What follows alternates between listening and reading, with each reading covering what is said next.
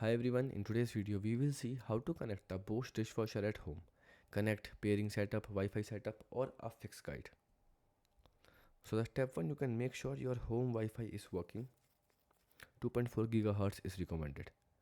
The step 2, you can download and install the Home Connect app from the App Store or Play Store.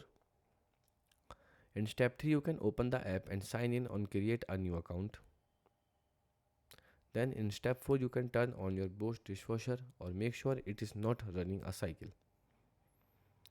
And at last step, you can press and hold the Wi-Fi button on the dishwasher until the Wi-Fi lights start blinking. Now we move to our step 6. Here you can simple in the app, tap app, add appliances and select dishwasher. Then choose your home Wi-Fi network and enter the password. After that, wait until the Wi-Fi lights stop blinking and stay solid. And then your dishwasher is now connected and ready to control from the application. Goodbye.